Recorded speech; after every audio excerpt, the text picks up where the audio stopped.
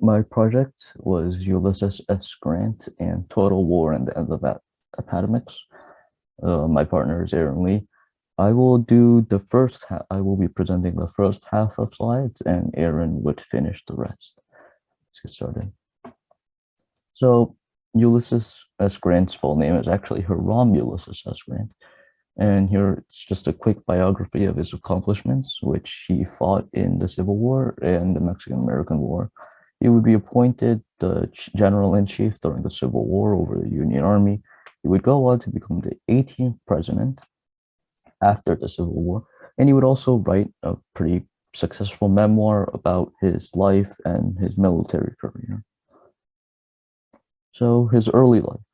He was born in Point Pleasant, Ohio on April 27th, 1822. He was the son of Jesse Root Grant and Hannah Simpson Grant. His father was a tanner, and he actually came from a very long line of veterans. His grandfather fought in the Revolutionary War, and his great-grandfather served all the way back in the French and Indian War. So even before he came along, his family was pretty ingrained into the military. His father was a very passionate and outspoken abolitionist, which would later influence Ulysses's own beliefs. And he would have five siblings: Simpson, Clara, Orville, Jenny, and Mary. Military education. This would take place between 1839 to 1843, where he served, where he studied for 4 years. He attended the United States Military Academy at West Point in New York when he was only 17 years old, where he would gain the nickname Uncle Sam because his initials were US, because Ulysses S. He would prove himself a very efficient horseman, setting a high jump record for 25 years that would not be beaten for that long. He actually did not really like the military, and he would often spend his free time studying literature and art instead. And he looked forward to the end of his service and wanted to get into a career as a teacher. He would graduate as a second lieutenant out of 21st out of 39th cadets at age 21. Marriage and family. He would be engaged to Julia Dent in 1844, and he would actually get married to her 4 years later in 1848. The reason for this being that he had to go fight in the Mexican-American War, which, took some time, and then when he came back from that, he would get married. He would have four children: Ulysses Jr., Frederick, Ellen, and Jesse. His parents disapproved of Julia's family because they owned slaves, and as mentioned before, his parents were abolitionists, and they actually did not attend their wedding. And he would decide to stay in the military because he wanted to help support his family. Mexican-American War. This happened between 1846 and 1848. He had to go to Louisiana in 1844 and Texas in 1845, along with his regiment. Grant became the regimental quartermaster in charge of all the supplies.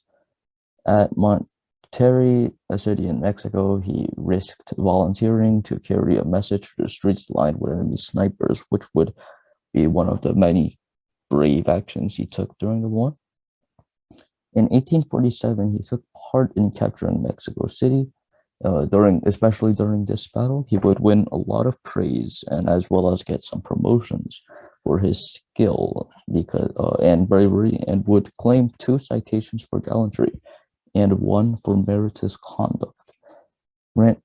Grant was actually pretty against the Mexican-American War, not only because of his general distaste for fighting in the military, but he was also just against America fighting against Mexico, saying, "I was bitterly opposed to the measure, and to this day regard the war which resulted as one of the most unjust ever waged by a stronger against a weaker nation," clearly thinking that America was a lot more powerful than Mexico, and they did not have the right to start this war, and just thought that they started it just to gain land.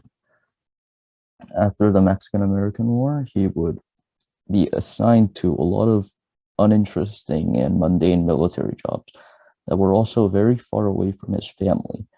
So after that, he would begin ignoring his work a lot and drinking heavily. He would resign the military in 1854 so he could at least leave somewhat honorably instead of being drummed out of service. He would spend the next 6 years in St. Louis, Missouri, with his wife often struggling through poverty. And he would go through a lot of careers that would end very quickly before eventually going to Galena, Illinois to be a clerk for his family's leather store.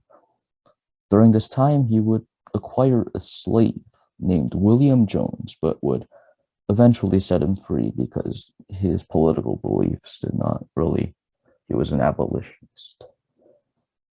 Start of Civil War on April 12th, 1861. After the beginning of the Civil War, his Grant and his neighbors were obviously very concerned about what's going on. He would actually attend a speech by his father's attorney, John Aaron Rawlin, and he would be inspired to fight, and it's just very patriotic. He would be commissioned by the governor of Illinois to command an inexperienced volunteer regiment, and this regiment, he would quickly toughen them up, and by September of that year would be promoted to Brigadier General of Volunteers. So even with his distaste for the military, he has proved himself to be a quite effective leader. Well, that's it for me. In the western theater of the Civil War, control of the major rivers would be vital for victory, so Grant would set on the ambitious quest to conquer the Mississippi. His first battles were at Fort Henry and Fort Donelson, both of which were major Union victories under Grant. For this, he would ascend to the position of Major General of Volunteers and gain the name Unconditional Surrender Grant, a play on his initials and how he negotiated no terms of surrender.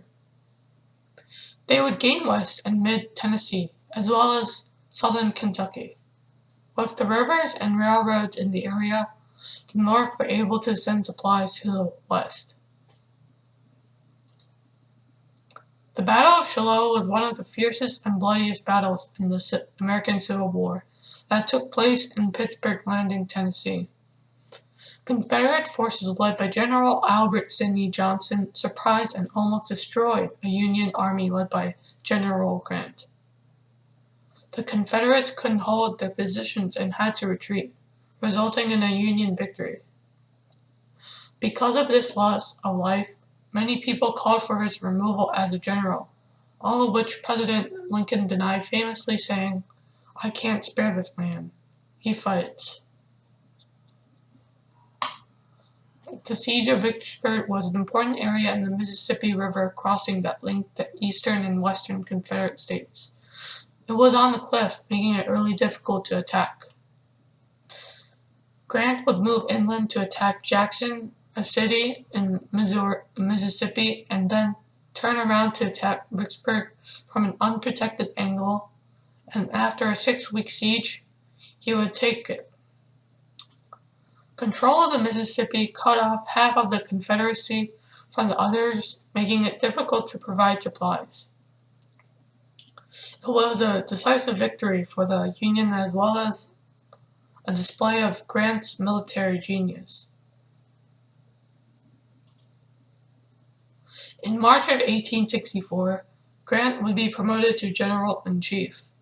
Confederate General Robert E. Lee would attack Fort Stedman in Virginia and attempt to turn the war, but would be quickly counter-attacked by Grant and forced to retreat.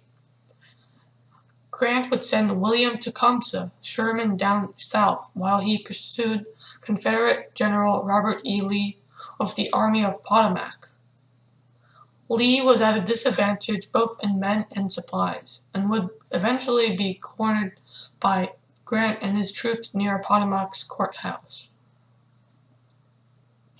So here is a map of the surrender at Appomattox Courthouse. The red is the Confederates and the blue is the Unions. The Confederates had to retreat going to Appomattox Courthouse, and Grant and his army pursued to capture the Confederate Army, resulting in the surrender of Robert E. Lee.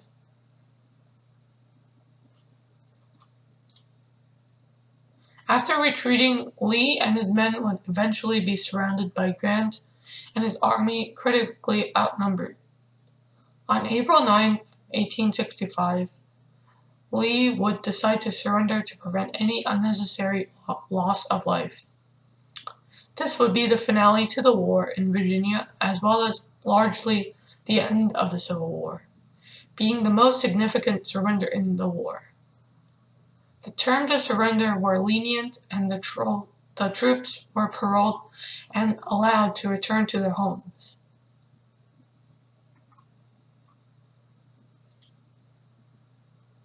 Although the war had essentially ended with Lee's surrender, it would not formally end until August 20th, 1866, declared by President Johnson.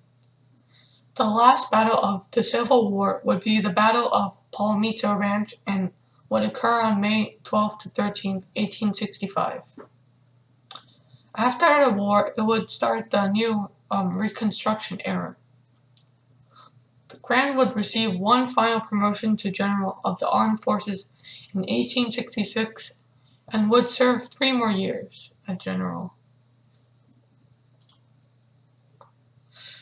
Grant ran with the Republican Party and ran against Horatio Seymour in the Democratic Party and his Vice President Francis P. Blair.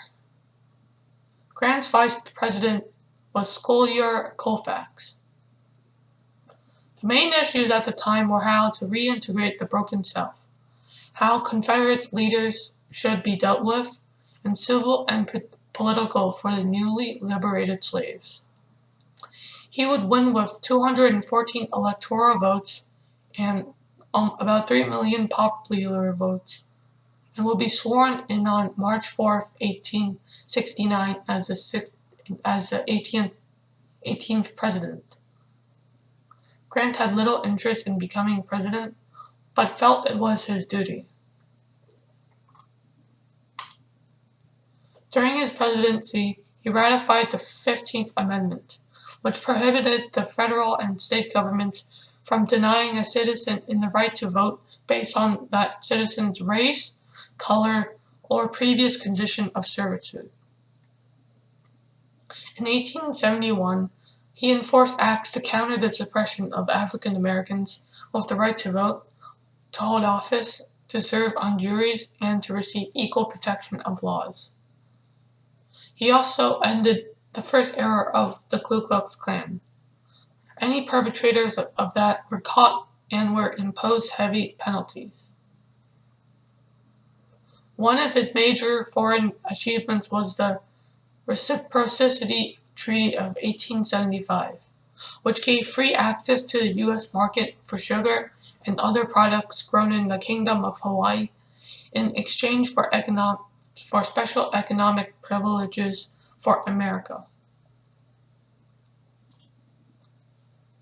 Grant became a partner at a financial firm that would go bankrupt.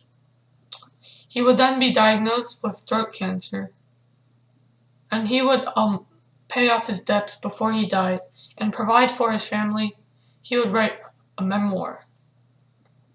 The memoir, Personal Memoirs of Ulysses S. Grant, will be shortly published by Mark Twain in 1885, shortly after his death.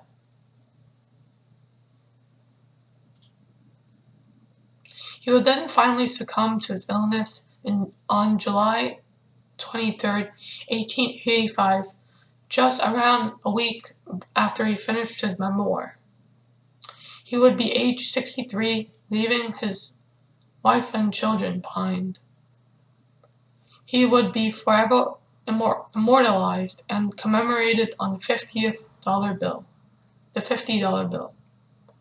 He is buried at General Grant National Memorial in New York, along with his wife.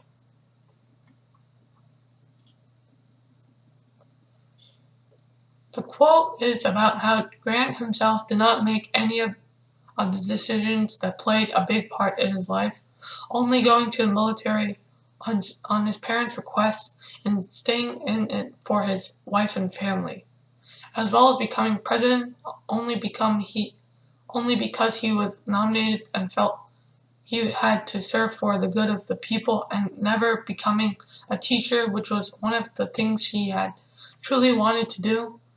He always had bigger things to do for others. So his quote is, "There are but few important events in the affairs of men brought about by their own choice." By Ulysses S. Grant in the personal memoirs of of his memoir. Thank you for listening.